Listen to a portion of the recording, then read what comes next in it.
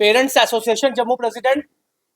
सबसे पहले आप ये वाली बुक देखिए, ये जम्मू कश्मीर में अभी लॉन्च नहीं हुई है और ना ही इस बुक को कोई लॉन्च करने के लिए मान रहा है। बड़े बड़े नेता, बड़े बड़े लोग, बड़े बड़े ऑफिसर इस बुक को लॉन्च नहीं कर रहे, क्योंकि आने वाले कल में अमित कपूर इस बुक में जितने भी करप्टेड लोग हैं, चाहे वो आज नेता बन के बैठे हैं, चाहे वो एडमिनिस्ट्रेटर के बड़े बड़े ऑफिसर हैं, सबको एक्सपोज करूंगा मैं।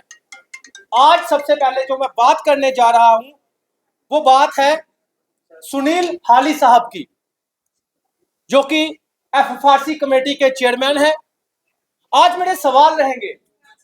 सबसे पहला सवाल मेरा ये है कि मैं पूछना चाहता हूं चेयरमैन एफएफआरसी और जम्मू कश्मीर के एलजी साहब और गवर्नमेंट से, एजुकेशन डिपार्टमेंट से, कि सुनील हाली साहब, जो कि मैंने आपको 2-3 दिन पहले दास्तान सुनाई थी कि 140 से ऊपर जो ऑर्डर है, अंडर टेबल ऑर्डर पास कर दिए गए, बच्चों की फीसों के नाम से अंडर टेबल ऑर्डर पास किए गए, और उन स्कूलों के ऑर्डर पास किए गए, उनमें से कुछ स्कूल ऐसे थे जो वायलेटर थे, रेड अलर्ट पे थे, इलीगल स्कूल चला रहे थे, फिर भी उनके एनुअल जो है वो 3,000 से 12,000 रुपया कर दिया गया।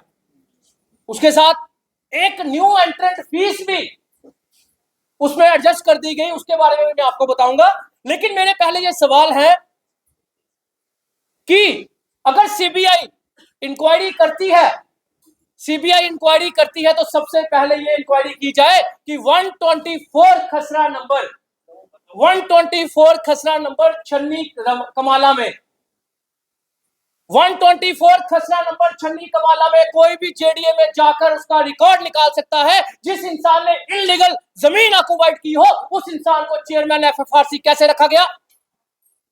उस इंसान को चेयरमैन एफएफआरसी कैसे रखा गया जो एक लैंड ग्रैबर है? इसकी इंक्वायरी होनी चाहिए। अगर मैं झूठा हूं, मेरे को जेल में डाला जाए। अगर वो इंसान झूठा है, उसको फौरन उठाया जाए, क्योंकि बच्चों के साथ, पेरेंट्स के साथ एक्सप्लॉइटेशन करने में हिस्सेदारी निभाना, ऐसे इंसान को कैसे रखा गया? और इतनी बड़ी जिम्मेवारी उसको दी गई चेयरमैन की, जनाब आते ही महीने 2 महीने के बाद अमेरिका चले जाते हैं 40 दिन के लिए, और पेरेंट्स बेचारा तरफ रहा है यहाँ पे पेरेंट्स तरफ रहा है। मैं पूछना चाहता हूं, किसकी परमिशन और किसने उसको परमिशन दी कि जाओ 40 दिन छुट्टियां मना के आओ, पेरेंट्स को तरफने दो? तीसरा मेरा सवाल, मैं आपको बताना चाहता हूं कि अंडर टेबल ऑर्डर में हिस्सेदारी, स्कूलों के साथ सेटिंग, उसके बाद चेयरमैन साहब कहते हैं, चेयरमैन साहब ने एक कारनामा हो तो मैं बताऊं, फाउंडेशन वर्ल्ड स्कूल कश्मीर का एक स्कूल है जिसको सीईओ कश्मीर बडगाम ने उसको इलीगल करार दिया, डीसी ने इलीगल करार दिया, डायरेक्टर एजुकेशन कश्मीर ने इलीगल करार दिया, और उसको फेक कैम्ब्रिज के नाम से, फेक लाइसेंस के नाम से वो कैम्ब्रिज स्कूल चला रहा था, जिसने 100 करोड़ रुपया 2015 से 2024 तक इलीगल कमाया। उसको भी जनाब चेयरमैन एफएफआरसी उसके साथ दोस्ती निभाते हुए उसकी फीस फिक्स कर दी जाती है, और बोला जाता है कि इस बेचारे को डी रिकॉग्नाइज नहीं करो। अगर तुम रिकमेंड किया जाता है कि आप इसको, अगर डायरेक्टर एजुकेशन कश्मीर को बोला जाता है आप इसको एक काम कीजिए रिटर्न में, अगर आप इसको कर सकते हो तो रजिस्ट्रेशन दे दीजिए। मैं ये पूछना चाहता हूं, चेयरमैन साहब ही क्यों बड़े बड़े स्कूलों के साथ दोस्ती करके उनके लीगल ऑर्डर अंडर टेबल पास करते हैं? और सबसे बड़ा सवाल कि एजुकेशन डिपार्टमेंट में टीचर का क्या काम? डायरेक्टर एजुकेशन जम्मू के ऑफिस में मैक्सिमम स्टाफ जो है वहां पे टीचर बिठाए गए हैं, जो वहां पे ऑफिसर बिठाए गए हैं डायरेक्टर एजुकेशन के नीचे, उनके जो हस्बैंड हैं वो कहीं सेक्रेटरीट में लगे हैं या एलजी साहब की एडमिनिस्ट्रेशन में है, इसलिए सिफारशी लोग वहां पे बिठाए गए हैं। पेरेंट्स की कंप्लेंट कोई सुनता नहीं।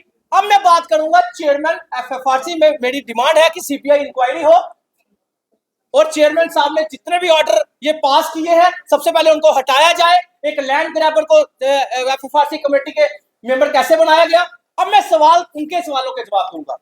उन्होंने कहा था कि अमित, हाँ एक चीज और, ये जो बुक आपको दिख रही है ना, ये बुक मैंने नहीं लिखी, इस बुक में भी सुनील हाली साहब की करतूतें इसमें है, कारनामे इसमें है।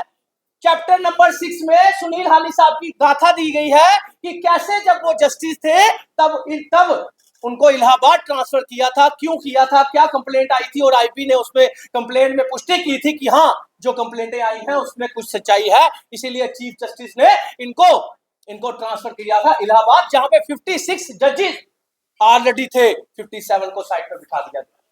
ऐसे इंसान को वहां तब भी कौन सी मजबूरी आन पड़ी, इसको एफएफआरसी कमेटी का चेयरमैन बनाया, और इस इंसान ने आते ही मनमानी कर दी। अब मैं वो कह रहे थे कि अमित कपूर जो है वो उसकी जो पेरेंट एसोसिएशन है वो रजिस्टर्ड नहीं है। सबसे पहले मेरी पेरेंट एसोसिएशन रजिस्टर्ड है, लास्ट 4 सालों से मैं लोगों को अवेयर करता आ रहा हूं। एक दूसरा उन्होंने सवाल किया कि सारे स्कूल जो है वो tuition fees, annual fees, transport fees ले सकते हैं।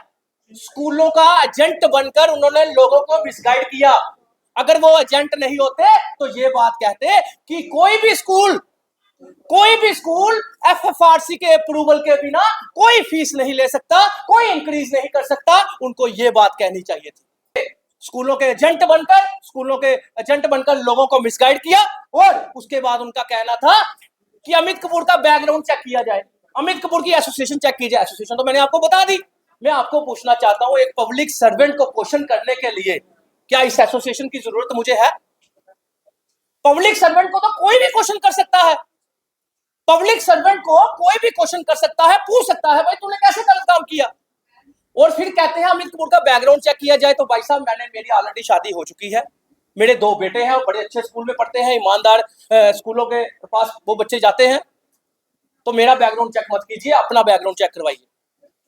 और तीसरा सबसे जरूरी क्वेश्चन, उन्होंने कहा मैंने कोई एंट्रेंस फीस स्टार्ट नहीं की। अगर किसी पुराने चेयरमैन ने कोई गलत काम किया था, उससे गलत काम हुआ था, तो चेयरमैन का फर्ज बनता था, नया चेयरमैन आया है, पुराने ऑर्डर को रिवोक करके जो गलत ऑर्डर हुआ उसको रिवोक करके नया ऑर्डर निकाला जाए। लेकिन नहीं, चेयरमैन साहब ने ऑर्डर रिवोक नहीं किए, उनको बहाना मिल गया पैसा कमाने का, उनको बहाना मिल गया सेटिंग करने का, उनको बहाना मिल गया अंडर टेबल ऑर्डर फिक्स करने का। सबसे बड़ा प्रूफ ये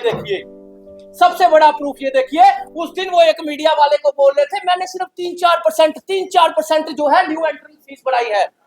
जब सुप्रीम कोर्ट न्यू एडमिशन बंद कर चुका है तो न्यू एंट्रेंस फीस का मतलब कहां से आ गया? मीडिया में चीख चीख के बोला जा रहा था मेरे पास कोई कंप्लेंट नहीं आता। उसका भी प्रूफ देता हूं। उनके पास जो क्या करने जाए तुम्हारे पास कंप्लेनेंट, तुम विश्वास के पात्र ही नहीं, तुम एक जस्टिस रिटायर्ड होकर भी विश्वास नहीं बना सके। लेकिन अमित कपूर एक सिंगल आदमी, आम आदमी होकर पेरेंट्स का विश्वास जीत चुका है। ये देखिए सबसे बड़ा प्रूफ।